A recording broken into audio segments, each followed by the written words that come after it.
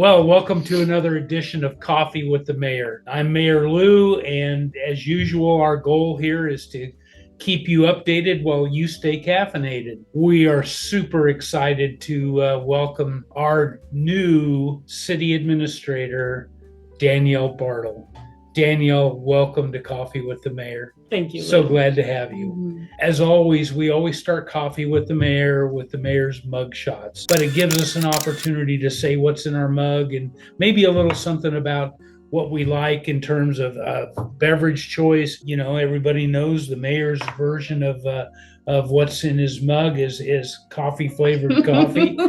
Today in particular, I have one of my favorite coffee outside of Rhubarb Market. One of my favorite coffees is Black Rifle Coffee Company. Yeah. And this happens to be their Beyond Black version. Nice. So it's a very dark roast.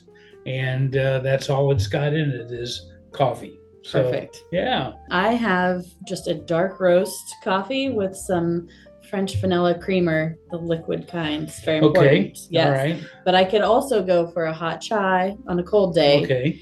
Or a iced caramel macchiato Okay. on a hot day. Sure. Yeah. I like the coffee my husband makes. It's fresh ground, dark roast. There you go. It's the way to go.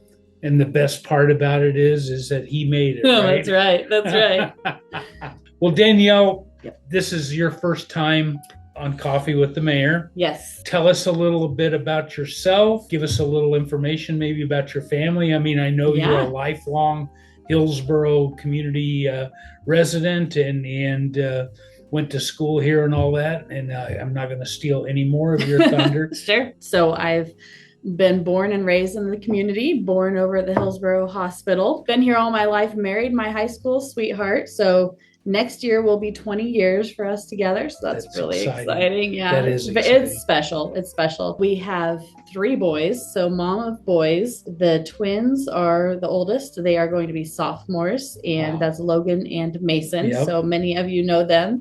And William, he's our youngest, and he's going into 6th grade this year. And we just love going to events and activities that they're doing, or community events, and cheering them on and supporting them in whatever way we can. We love doing that. After high school, I graduated, spent my first year at Fort Hays State University, and then came back to Tabor College, graduated there in 2008 with the accounting, finance, and business management degree. Really enjoy the numbers piece of things and kind of digging into the weeds once in a while, but have just really planted our roots here and been intentional on living in this community and how we raise our children here. I do share one thing with you. I did also marry my high school sweetheart. Yeah. And we're coming up on 48 years this year. So I'm not going to say it, but I am going to say it. This gal makes me feel old because her mother and I are actually, we're in the same class in school. So there you go. You can all do the math, right? So Danielle, obviously you were serving as our city clerk for about the last 5 years. That's right. 5 years. And you took over for somebody that had been there a long time. When Matt decided he wanted to pursue other things in his career, and we started our search process, you decided to throw your hat in the ring, and thankfully for the city of Hillsboro, for the mayor, and for the council, you did. But what was it really that inspired you to pursue a career in local government? What is it that interested you in coming on to the City of Hillsboro team? I've been in local government since 2008, when I graduated with my master's degree in city administration from Wichita State. When I came into the Master's of Public Administration program, ironically, I said I was never going to be a city administrator. That was not going to do that. That was not me. But I got an internship with a guy named Ty Lasher at the city of Bel Air. He gave me a really great introduction and great start, and was a good friend and mentor, still is. And he kind of got me hooked into city management. And the thing with that is you really can impact people. In local government, this. The local government is the most direct with the people, right? Oh, yeah. So what we do every day matters 100 times more than what people do at the federal level. Sure. They get all the headlines, but we do all the work. That's what kind of drew me to city management. I'd been a city administrator, or an assistant administrator in Bel Air, and then an administrator in South Hutchinson, which is where I was born, which was an interesting experience in and of itself, what everybody remembers when you were a kid. And I was the first city administrator there too. Talk about setting the table. That was really setting the table, having to figure it all out for not just myself, but for them. Then I spent a couple years at Wichita State doing strategic plans primarily, and a lot of other things, but strategic plans for small communities like Hillsboro. And then COVID hit, and it happened that Larry Payne, previous city administrator, was retiring. COVID hit, and I got sent home from the university. And it was a great opportunity with Hillsboro. We were living in Gossel, just down the street. Came to Hillsboro all the time, so I knew the community. I knew the character and the quality of the community. Right place, right time. God kind of puts things in front of you at the right place at the right time. I was happy to put my name in the hat. Hillsboro has just got a unique character. I always say that Hillsboro people love Hillsboro stuff. They get behind things more than anybody else I've seen in a small town. Hillsboro is unique in that perspective. Governing body at the time was really interested in doing things. Of course, it was COVID, kind of a weird time to get back into city administration. People going home, people doing, it was nuts. I never thought we'd spend as much time we did talking about masks, face covering. So initially, when I started as city clerk and applied for that position, I loved the idea that it was finance and community service, and it was in my community, and it was a growth step for me. Going from that position over the last 5 years, I've grown exponentially, both personally and professionally, and I've been able to see what our staff does, what our council does, and what the administrator and clerk position do, and what an impact that has on our community. And I am so excited to step into this role and be able to provide guidance and really be a bridge between our staff and our council, and between our community and our council. We know we're not always seeing people on their best day, right? And there are probably more concerns than there are positives that we hear from people. But being a part of the community and seeing all these different pockets of people that maybe others don't see, I'm excited to hear from them about what things they're excited about for the community. How would you describe your leadership style? And what have you learned about working with elected officials like our city council? Oh, Callie throws a curveball. Well, I would say that my leadership superpower is hiring good people.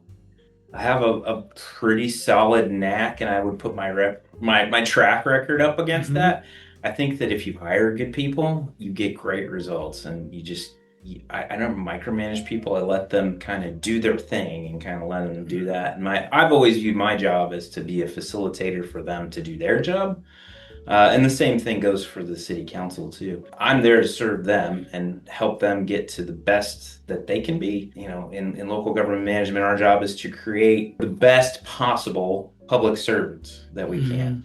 And so, that's people, that's training. I come at it from kind of that teaching perspective a lot of times, because I think people underestimate their abilities to do things.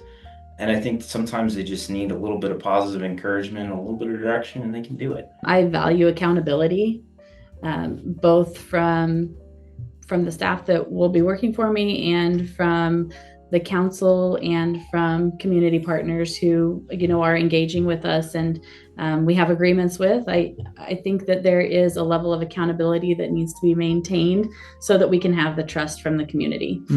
So not only accountability, but also having the resources that we need to be successful.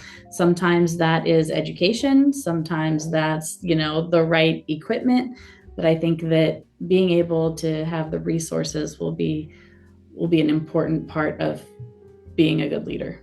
How do you think people perceive your leadership style, or what do you think it is? Well, I would hope it is a servant leader. I hope I don't step out and say this has to be done, that has to be done.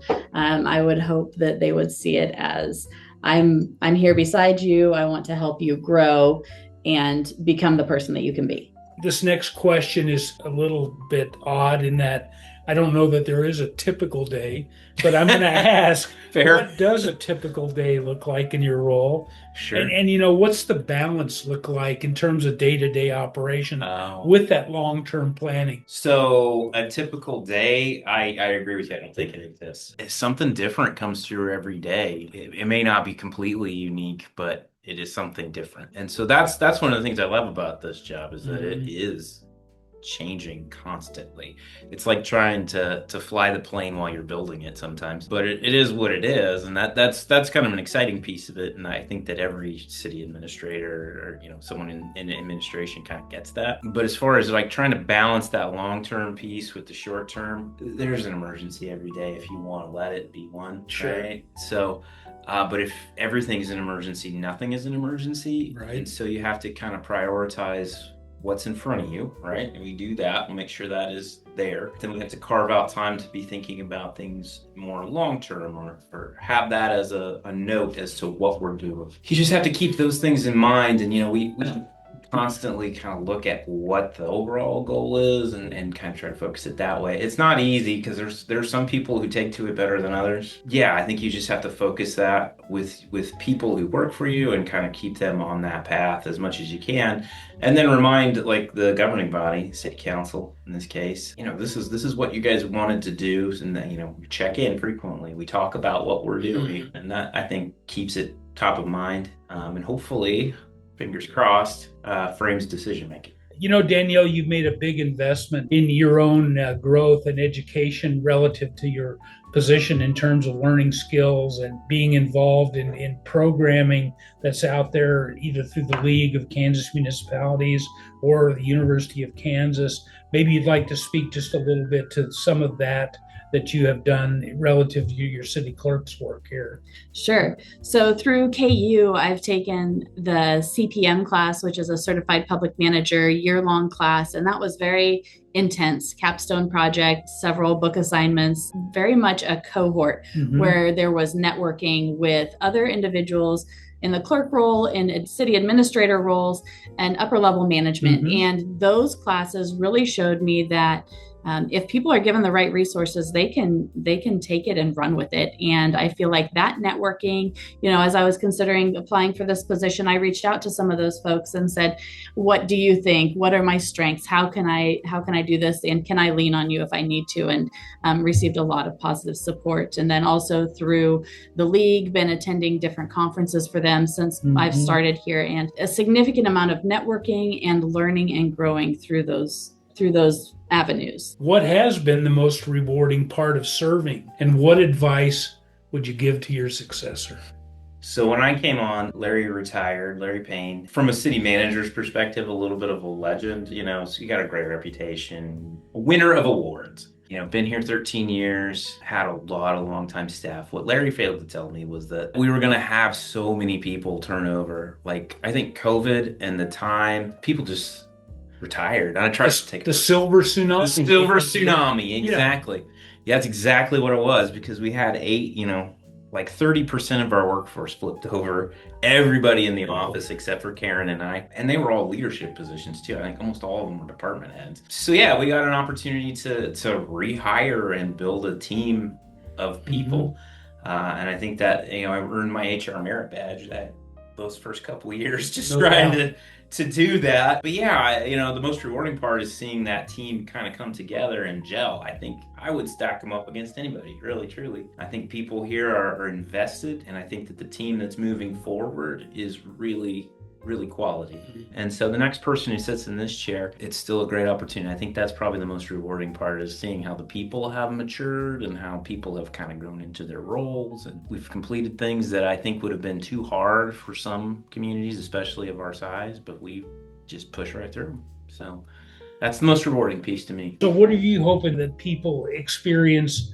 with your leadership? My hope is that they experience consistency in communication from staff, and direction from the council to staff, and for us to be able to produce some of those just direction that council's given for staff to incorporate into our community. We won't always have the people, we won't always have the finance that we need to do some of these things, so it will take time. But I do think that being able to provide the communication and expectations of the community, make those realistic expectations. Also, I would hope that they see City Hall as a place that they can come into and visit with us about their concerns. And I want to be sure that people are heard, that we take time to listen to them, the things that they're excited about as well, what opportunities there are in the community. When people talk about that period of time that Matt Stiles was our city administrator, what do you hope what do you hope they say? I would hope that they would say that we accomplished what we set out to accomplish.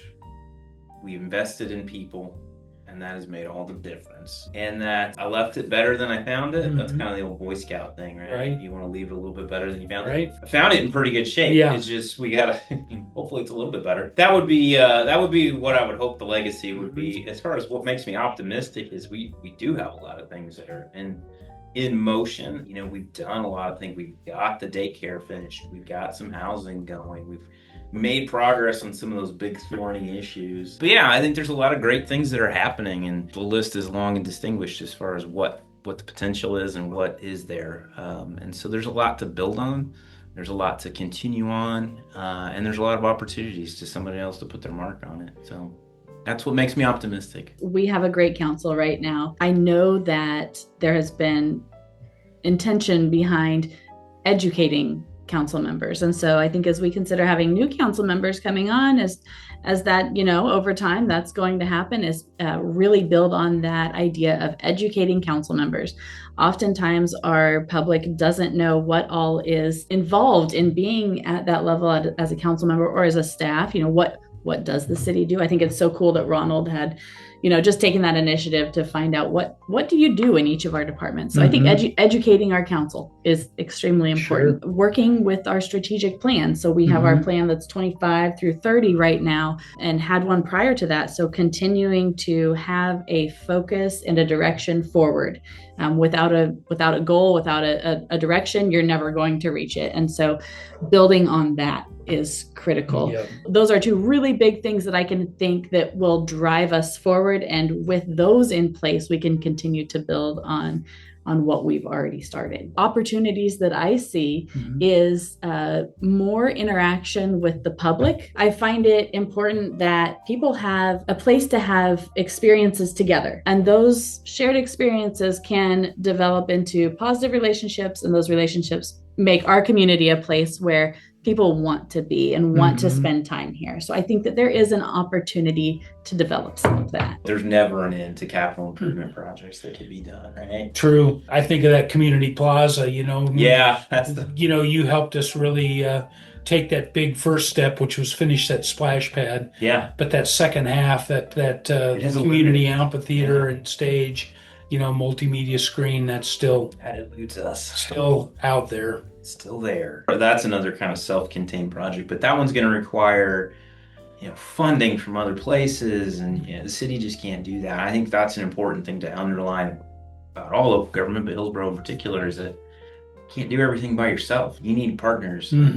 We've done, I think, a pretty good job of finding partners, finding outside money, finding people to help lift that up. So all the issues that we talk about are not unique to Hillsboro, and they require you to do them all at once, right? And so it's just too big a bite for any one entity. You need to have all the players at the table, and I think that's something that we've done pretty well in the last 6 years. So I would hope that would be, hopefully the next person's a coalition builder, because they're going to need it. What would you tell the next generation? I'll just say, if you're think about speaking to your boys. I mean, what words do you have for their generation as they start to mature into adulthood relative to taking on a service role, or in their communities, wherever that might be, hopefully here, but wherever that might be? Oh, absolutely. I love that question. We talk to our boys about it a lot. There's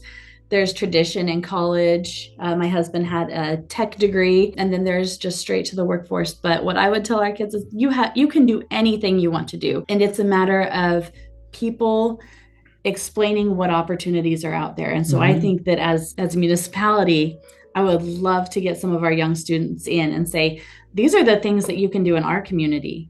Not only our community, but I think public service across the board in small communities needs workers. And it is just such a blessing to be a part of that role. And it's so rewarding. It's challenging and rewarding. So I would just encourage them to fill their minds with what options are out there and not limit to what path they might have been directed towards, but really just experiencing some life and getting that information. One of the things that I've observed, as you've gone through your career here at Hillsboro, is not letting other people's emergencies become your emergencies. Whenever you're in a management role, what happens many times, if you allow it, is people will bring their emergency, their problem, and they'll take it in. I got this emergency, and try to now it's your emergency. Now trying to make it yours, and I just feel like you really understand how to help people talk through that, and then kind of push it back and say, no, you can do this. You have the ability to do this, and not kind of play that white knight riding to the rescue all the time. Yeah. Well, what does that teach anybody? You're not building anybody's skill at that point. So, like, I could do it, but I don't have the bandwidth to solve everybody's problems either. Nobody does, right? That's right. Teach a man to fish. That's 100% correct. Feed him for a lifetime. That's right. Well, Callie usually comes up with something for us to have a little fun with, and this is something that we've used a few times. All right, so hot takes. I'm going to give you the hot takes jar, and you're going to pull one out. Okay. And you're going to read it and then respond. Read and respond. And I'm going to do the same thing. Okay. So, but you're give it a guest, shake. You get a start. Yeah. All right. Oh, these are kind of stuck together. We're going to dig in deep. A lot of esoteric and unique stuff in there. If you could instantly master any language, which would it be and why? I would say, looking back to my childhood, there are times that my grandparents would speak Low German, and I had no idea what they were saying. So if I could instantly speak that, maybe I think that would be fun. Okay. So not German in particular, but Low German. And maybe with the cultural, Oh, sure. Sure, jump distinction. Into that. Why not? Jump into that culture, yeah. That's that's an interesting take. Boy, they're kind of curly cues. Yeah. New options. There we go. What's the most overrated vacation destination? IMO, in my opinion. Yes. Trying to show my youth and hipness here. We've tried to take our kids and grandkids to a variety of destination places, and to be honest, the most overrated one was probably Disneyland. I'm really? Gonna say. Okay. It was okay, but again, I'm just not one for standing in lines. I mean, you want to go experience it, and it's like half the time you're standing in a line, and serpentine, right? I would much rather be up in the mountains or be on the beach or doing something where I'm not waiting for the next thing to happen, right? You're out there doing it, you're experiencing it, you're hiking or you're swimming or you're relaxing, but you're not standing in a stinking line. Absolutely. So there it is. You there. There it is. Yes. Disneyland. Never been there. Interesting take on the hot take. The time I took our daughters, we were standing in line, one of the serpentines, for a ride, and I happened to pivot over my right shoulder. And shockingly, right next to me, standing in line, was my next door neighbor from Hillsboro, standing in the same line. We had no idea we were both going to be at Disneyland on this day. Mhm. And, it was definitely, it's a small world after all, kind of made me think about ending it all after going on that ride. I don't Didn't like the ride. And now that song is just coming back into my head. I did it to myself, self-inflicted. Danielle, thank you for being here on Coffee with the Mayor. As always, cityofhillsboro.net. If you want to check out this edition and other editions of Coffee with the Mayor, you can do that through our YouTube and Spotify. And be sure to hit like and subscribe. In the meantime, we're going to sign off for today, and we'll keep you updated. So you stay caffeinated, Hillsboro. Thank you. See you next time.